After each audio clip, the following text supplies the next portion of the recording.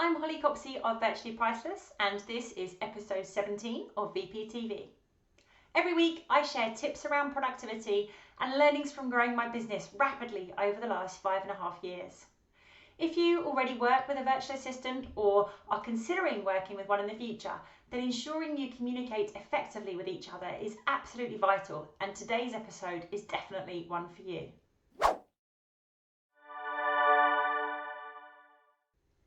I cannot stress how important clear and efficient communication is in maximising the effectiveness of your collaboration with a VA.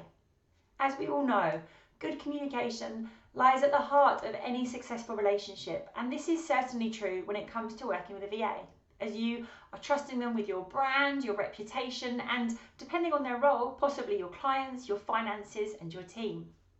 The first step in working successfully with your VA is setting clear expectations for communication from the outset of the working relationship. There needs to be an initial conversation to discuss clarity regarding tasks, deadlines, preferred communication channels, and response times.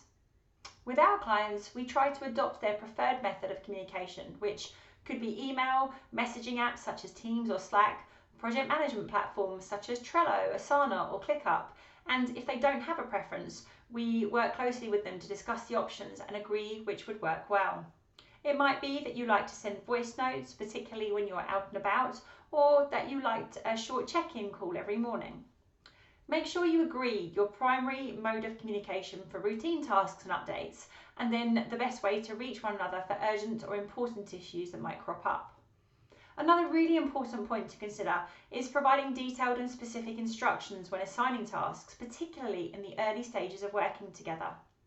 As the VA learns your style and way of working, they will absolutely be able to handle vaguer requests, but if you throw them these to begin with and don't respond to questions asking for clarity, then be prepared for an outcome which may not necessarily be what you were hoping for. If you use templates or have examples of how you'd like something done, that's great. But don't worry if you don't. A good VA will be able to work with you and ask all the right questions to pinpoint exactly what it is that you're after. An open and transparent dialogue is key here to ensure they're comfortable to ask questions and that you're happy to spend a few minutes providing clarity where it's needed. This will foster collaboration and mutual understanding between the two of you. Remember, your VA is an expert in areas that you are not, so make sure you listen to their feedback, as they may have some helpful advice around how to make processes more efficient, suggestions on the tech to utilise, or a different approach to solving a problem.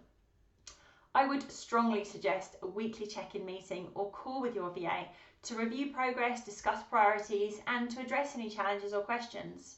It may be that the frequency needs altering slightly for the type of work they do or the role they play, but be sure to regularly communicate so you are aligned on goals, priorities, and expectations. Your VA should lead this call and will likely come with an agenda or list of discussion points, and often they just need a very quick yes, no, or a particular steer so they can go off and progress a task for you. You can always end the meeting sooner if the time isn't needed. We know how precious our clients' time is. But please do ensure you make the time to speak regularly, as it's often a huge frustration for VAs when they can't pin down their clients and get their input or feedback in a timely manner. Likewise, there may also be times they don't quite produce work of the desired standard, so please do ensure you provide constructive feedback to help them improve their performance and meet your expectations. One of the worst things you can do is not to give the feedback and leave them carrying on thinking you're happy and they continue to produce work at that same level, which will just frustrate you and damage the relationship in the longer term. Your VA is there to help and support you, and they will absolutely want to know when something isn't right. So focus on guiding them in a respectful and constructive manner on behaviours or outcomes rather than personal criticisms. And give them the opportunity to feedback to you too. We always recommend a proper review meeting after working together for a month or so, just to check on what's working for each of you, what might not be going so well, if hours need adjusting, or there are additional responsibilities you may be ready to hand over. So, a quick recap on the points we've covered to ensure you're communicating effectively with your virtual assistant.